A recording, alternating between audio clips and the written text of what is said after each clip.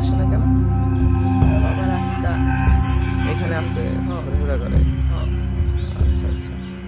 Hello Bangladesh, কেমন আছো সবাই? তোমাদের সাথে আজকে একটি অন্যরকম বিষয় আমি শেয়ার করতে যাচ্ছি, যেটা হচ্ছে তোমরা যা স্ক্রিনে দেখতে পাচ্ছ, একটা ভুতুরে বাড়ি বলা যেতে পারে এটাকে। এটা বরিশাল জেলার মঠবাড়িয়ায় অবস্থিত।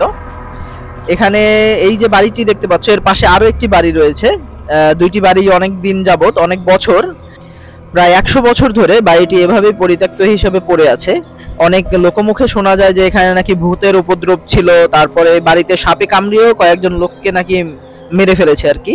আমরা এখানেরই একটা ছোট ছেলেকে পেয়েছিলাম কথা বলার জন্য, তার মুখেই তোমরা শোনো বিস্তারিত যে এখানে কিভাবে কি ঘটেছিল। আচ্ছা সকাল, সবাই এই ঘরটার ভিতরে ঢুকতেও ভয় কেন পায়? সাপ আছে। সাপ আছে ঘরে? হ্যাঁ। আর কি কি আছে ঘরে? ভৌতিক কোনো ঘটনা আছে শুনলাম, ভৌতিক কিছু আছে। হ্যাঁ। হ্যাঁ, হ্যাঁ। ভূতের কিছু আছে, একটু বলো তো কিরকম কি?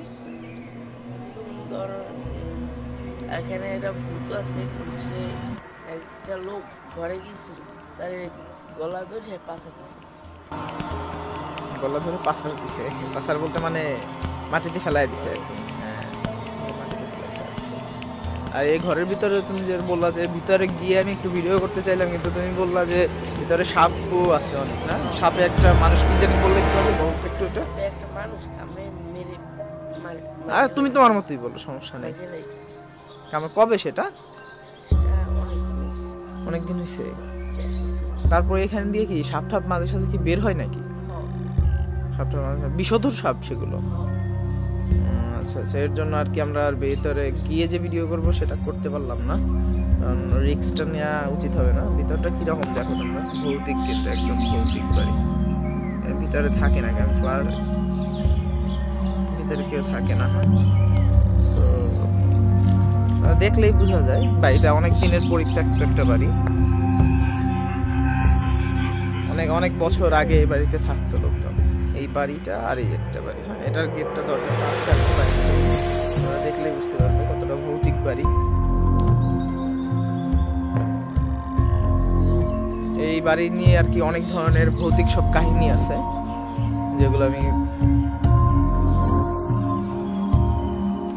ওর কাছে এই বাড়িটা কিভাবে পরিত্যক্ত হলো, কেন এই বাড়িতে লোক নেই, সেটা আমরা একটু শুনবো। কি হয়েছিল সকাল, বলো তো আমাদেরকে, এই বাড়িটা কেন এরকম পরিত্যক্ত হয়ে আছে?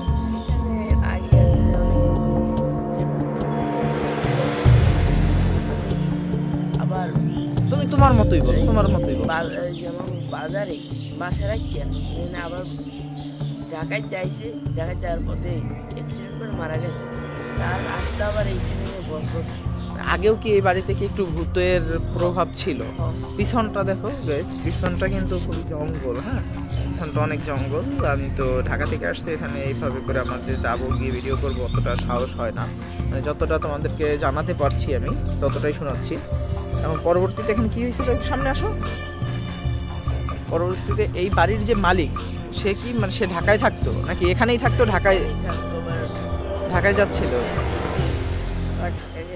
মানে ভূতের উপদ্রবে উনি মানে বাড়ি ছেড়ে যে ঢাকায় যা বসবাস করা শুরু করে। তো যাওয়ার পথেই কি মারা গেছে নাকি পরবর্তীতে? মানে বাড়িতে আসবে তখন? বলো বলো একটু বলো, তুমি তোমার মতো করে বলো, এই শুদ্ধ করে বলতে হবে ওরকম না, তুমি তোমার মতো বলো। তারপর তো আর এখানে কেউ থাকে না, তারপর তার ছেলেও শুনছে আসলে, কিন্তু সে আর আয় না। কেন উনি আর আসে না কেন? তার বাবার আত্মা এখানে আছে, ঘোরাফেরা করে। আচ্ছা আচ্ছা আচ্ছা, ঠিক আছে। আচ্ছা, যেরকমটা শুনলে, তো এই ছিল এই ঘরের সম্পর্কে।